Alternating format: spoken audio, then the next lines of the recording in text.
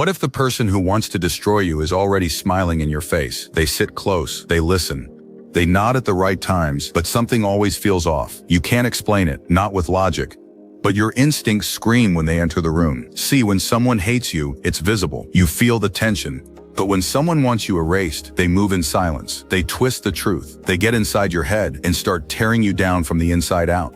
This isn't drama, it's calculated destruction. And if you miss the warning signs, they win. These are the 5 signs a person doesn't just hate you, they want you dead. Number 1, they don't try to win, they try to break you. People who are against you don't all want to beat you. A few people want something deeper. Someone who is competing with you might want to work harder, shine brighter, or get ahead of you. But a real danger, a real enemy, they don't want to get better. Their goal is to hurt you, not in a way that is loud and clear, but quietly. Be careful. They don't want to win a fight. Their goal is to get rid of you. It doesn't even look like a fight at first. That's the scary part. They show up as a friend, an open book, someone whose eyes flash with something else when they smile when you win. What if you fall? They're not far away, not to pick you up, but to look at the damage. They will tell you what to do. Please help, a way out. But it always feels a little off. It's odd how they timed it. Even though their ideas sound good, you always lose ground when you follow through with them. You feel tired. You become less clear. They always say, I was just trying to help. A sword never kills anyone. It is a tool in the killer's hand. Seneca wrote, they don't carry knives. They trust each other. They make you doubt them. They know exactly how to use your weakness against you and do it very well. They are not after your body, they are after your mind. They do it in a way that is hard to find. Things always go wrong when you engage them. As you'll see, you miss due dates. You hurt people, not because you're stupid, but because someone pushed you in that direction. That's their art. Support wrapped up in sabotage. They play the victim while your life falls apart. They say their only goal was for you to be happy. They will even cry if they have to, but they're really happy about how confused you are, because they get stronger the more you doubt yourself. Epictetus told us, if someone is able to provoke you, know that your mind is part of the provocation. These people don't make other people angry. They manipulate to get what they want. They use gaslighting. They change words. They make you believe things that aren't true. Over time, you start to doubt your own thoughts. You're not sure. You stop moving. You stop responding based on your own ideas and start relying on theirs. And they want that very much. They want to break up your freedom. They want you to be lost, mentally worn out, and not sure who you can trust, or even who you are. It's easy to control someone who doesn't trust their own mind. Simple to change, simple to break. It was Marcus Aurelius who said, the soul is colored by its thoughts. Someone doesn't have to touch you to want to break you. They only need to say the right things like, you're not good enough, or this is too dangerous. No one really backs you up. They don't say it out loud. It's not necessary. They just take you there slowly. You start to live in fear. You begin to play little. Stop being yourself around people simply because they have taught you that you can't trust your own moves unless they agree with them. This helps them win, not with force, but with rust. With death, the building will fall apart one small crack at a time. What's the worst part? They'll say it wasn't their fault when you finally fall, that you were unstable from the start. They did everything they could to assist you. They'll get away with it, but you'll be in pieces. Just because someone hates you doesn't mean they want you to leave. Keep an eye on how your focus changes after being with them. Look at your energy. Believe in yourself. Do not focus on the words, but on the effects. When something doesn't feel right, trust your gut, because those who really want the best for you, they'll make you better. You will be grounded. You won't feel lost after they leave. But those who want to break you, they'll lead you straight into the dark while saying they were lighting the way. It's not a competition. The damage is done with a smile on their face. Number 2, they magnify your flaws and minimize your wins. Some people will always remember the mistakes you made. They'll act like nothing happened after you do something important, like make a big step forward at work, change the way you think, or win a small battle you've been fighting for years. They'll talk about something else. Tell a joke. Don't say anything, but what if you slip? The moment you mess up a word, miss a date, or show a weak spot, after a while they come to life. They pay more attention to you now. Being more honest, adding their 2 cents while wearing worry on their face. They don't mean to hurt you, they just want to make you look bad. Your growth, momentum, and development are a threat to their static comfort. Marcus Aurelius said, when someone blames you or hates you, or when many people criticize you in the same way, look into their souls and see what kind of people they are. Pay attention to the people who focus on your flaws and don't care about your efforts. Check out how they live. Most people have given up on their own growth a long time ago. They don't want to get better. They just want to make sure that you don't get too far ahead of everyone else. It's not just jealousy. The fire of jealousy is strong, but it goes out. It's getting colder where you are. Better thought out. It's an addiction that comes from anger. These people don't just wish they were as disciplined, smart, or strong as you are. Also, they want you to stop having it because they feel like they're in the dark as long as you shine. When you get it, you'll hear how they talk. It's not that big of a deal if you reach your goal. People say, don't let it go to your head. When you get compliments, they say you've changed as if it were a sin. If you grow, improve, or move up in life. But what if you trip? They can now talk easily. This is what you always do. I knew this was short-lived. See, after all, you're not that different. They will also make sure other people hear it. They'll make your flaws seem worse in places where you're not. They'll use small flaws to tell whole stories about who you are. If you rise, they'll have to face the truth about how stuck they are, so they won't let you change. Be around people who are likely to make you better, Seneca said. But this kind of person makes you less sharp. They sand you down slowly in peace until you start to doubt yourself. You might wonder if being proud of your wins makes you cocky. You might feel bad that you've grown up and become different from the person they like better. That's how they work, not by attacking directly, but by making people feel bad about themselves. You feel down every time they roll their eyes, say something passive-aggressively, or leave an awkward silence. If you're not careful, you'll start to believe them in the end. You'll start hiding your wins, having less confidence in yourself, being quiet to make other people feel better. They will love it. As a result, you are now easy to handle. You're no longer that mirror that shows what they could have been if they had tried. You need to wake up here. No, your growth is not a bother. Your success doesn't pose a threat. There is no question about your strength, growth, or fire. And someone who only sees you clearly when you're hurt isn't your friend. They are just waiting for you to trip and fall again. This is why having limits is important.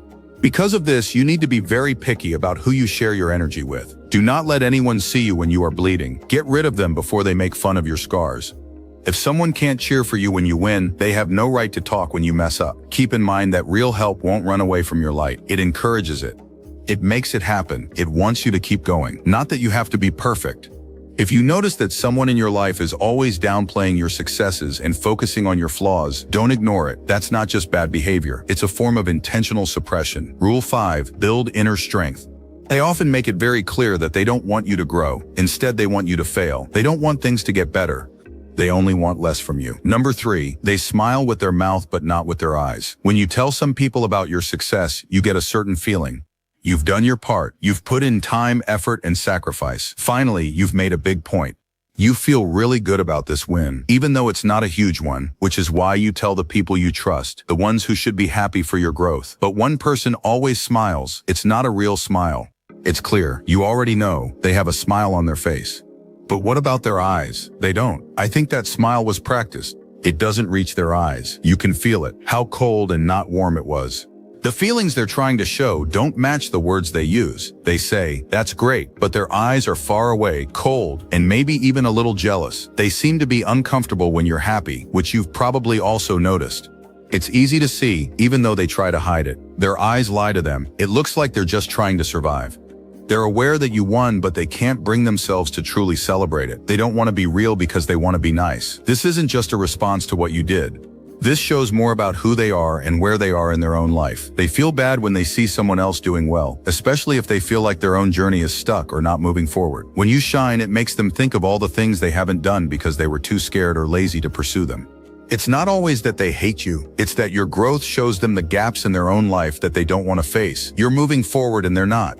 And that makes them feel something that they can't hide. Even if they put on a fake smile, it reminds them that they've been wasting their abilities by waiting for the right time, or even worse, by avoiding the tough work that needs to be done to make things better. Someone once told me, first tell yourself what you want to be, and then do what you have to do. These people don't know what kind of person they want to be.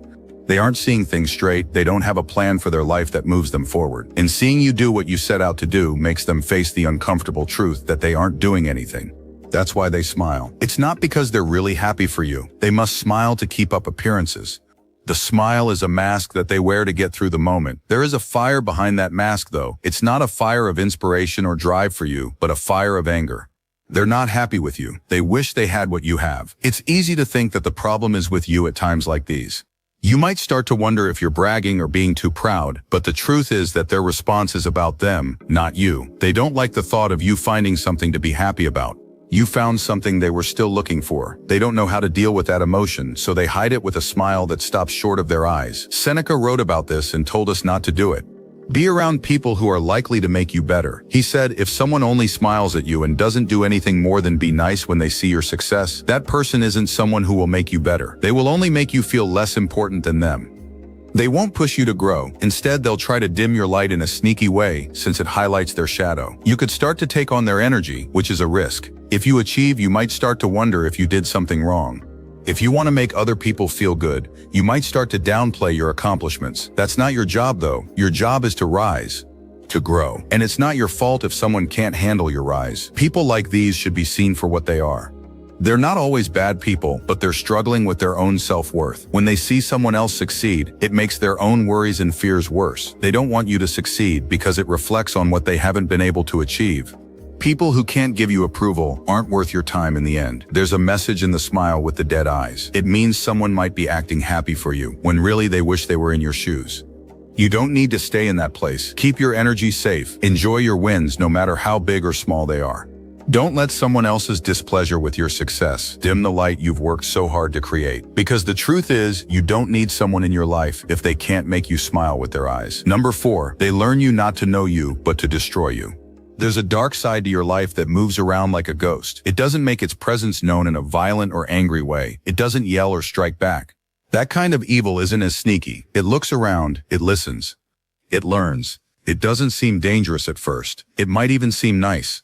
One starts to ask you about your habits, goals, and dreams. Pause. They want to know where you're from, what you care about, and what wakes you up in the morning. At first, it looks like nothing. They are interested, genuinely interested. They want to learn more about you. But after some time, you start to notice something is wrong. The questions keep coming. They want to know more about you, but when you try to get to know them, they turn away. They don't share. They never have a mouth, only ears. Pause. Their world stays closed, but yours is open to them. They are taking your data, keeping it, and organizing it. It makes you wonder why you've never learned anything about them. This is not harmless interest. It is a well-thought-out plan, a way to spy on people's feelings. They are not studying you to understand you, but to break you down.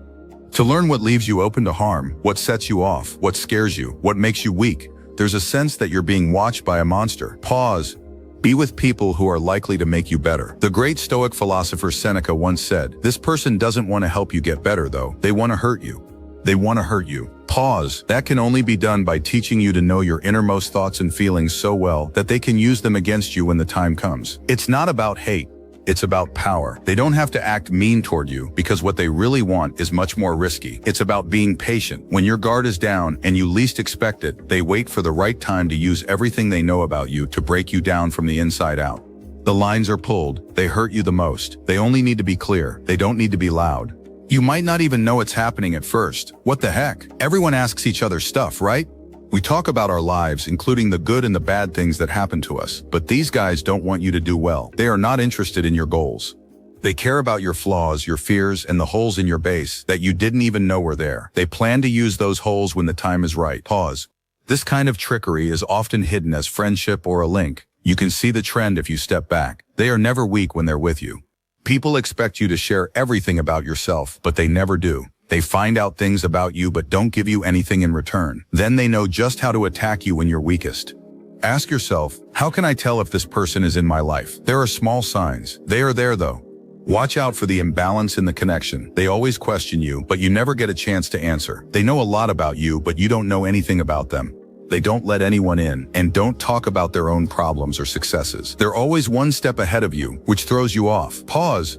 These people don't want to build real relationships or respect for each other. Their goal is much worse. They want to get close enough to get power over you, use you, and make you feel weak. They don't want to make you look better. These people want to hurt you. It's also not about being scared. It's about being aware. To keep your peace, you need to know how things work. To be able to tell the difference between someone who is truly interested in you and someone who is just trying to get information. Pause. You're not the only one who is starting to see this kind of person in your life. Many people miss the truth that you see.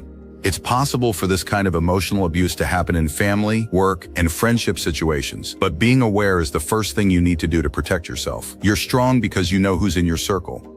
And if someone isn't there to help you, you should see them for what they are, a predator, not a friend or ally. Don't let them get too close. Keep your guard up. It's important for your inner peace. Pause. Number 5, they don't just distance you, they poison others against you. This last sign is the most dangerous and can kill you. Not just the way they treat you, but also the sneaky things they do behind the scenes to make everyone else dislike you. At first, you might not even know it. Everything seems fine. You can feel the change, but you can't quite place it. There are changes in how people treat you. Friends start to drift away. People at work look away from you because they are suddenly too busy to do anything but smile or nod. Pause. People in your family make you feel cold in a way that you didn't ask for. You've been left alone, but not by directly arguing with them. By getting into a big fight or making a lot of noise, the quiet seeds of doubt that were planted in other people's thoughts have pushed you to the edge by something much more subtle and sneaky. It's not an attack. It's not even a fight to the words. There's something much worse going on. They've been working behind your back, making up stories and spreading rumors so that whenever someone talks about you, it's always with a hint of doubt or bad feelings. They never say what they really think, but they don't need to. It's easy for them to plan. Poison the well of trust. It's only little things at first. A friend could bring up something that was said about you without meaning to. Someone at work might talk about something you did, but all of a sudden the tone changes. Instead of respect, people are wary of you now. Pause. And in the middle of all this, the person who has been getting these ideas from other people, talking about you behind your back, is acting like a puppet master. In this case, the person is being killed strategically. The bad guy doesn't have to argue with you. They don't want to fight. It would be too clear if there was a fight. Instead, they take advantage of the people around you to make them doubt your character, your deeds, and your worth. They make you look bad, but not by making strong charges or insults. Instead, they plant just enough doubt to make other people question your credibility. That's all that's needed to begin the isolation process. Rule 5. Build inner strength. Pause. The wise Stoic philosopher Marcus Aurelius told us about these kinds of situations when he said, "The best revenge is to be unlike the person who did the wrong." Don't get angry when someone tries to trick you like this. They have made people angry, so don't go up to them. Try not to show them that you're not what they think you are. It doesn't matter. You've already given them what they want. As soon as you give in to your anger or ask for explanation, pause. Their goal was never to attack you directly. Instead, they wanted to cut you out of their group so the people you trust and depend on wouldn't see you. They've been able to do that by quietly manipulating people. The most important thing to know, though, is that their trick did not work. You can now see them for what they are. Tap for you to be weak. They wanted you to have no power. It was their plan for you to fight, beg for answers, and try to fix things in a way that would leave you open to more harm. Instead, you've become stronger by seeing through their trick. You understand that they are powerful only because you gave them power for a long time. You don't have to play along with them anymore now that you know what they're really like. Take a step back. You can stop letting their poison run through your life and move on. It's tempting to fight back, to show them all wrong, and to go after the people they've lied to, but leaving is where the real power is. The best payback isn't about getting even. You can choose to be different. It's about getting better. It means letting go of the need to show your innocence and instead focusing on what is true. You have power when you don't blow up in anger or panic. There's nothing better than being able to leave the drama and trickery behind and just live your life honestly. Finally, the person who meant to hurt you will have nothing left but their own anger and sadness. Not only will they be cut off from you, but also from anyone who knows the truth, since the truth always comes out, and when it does, they'll be the only ones left. Remember that the best thing you can do is stay calm. Even if you want to fight back or face the people they've poisoned, stay true to yourself. Do not speak out. Allow them to act. They should try to destroy things they can't handle. You'll be the one who never gets hurt in the end, while they'll only have their anger to keep them company. People who are dangerous aren't loud. They are planned. They don't come with threats. Instead, they smile and praise you at the right time. But if you look closely, you can see that they always do the same things. Destroy, quiet, manipulate, hurt, and sabotage. We didn't learn to fight everyone from the Stoics. They taught us to see things as they really are, to get a good look, to keep our peace and thoughts safe. Not every enemy looks like an enemy, but every enemy leaves a mark. So don't forget about these signs. Don't try to explain them away. Most importantly, don't lower yourself to their level. Get up. Pay attention. Remember that what they fear most is your success, your peace, and your presence.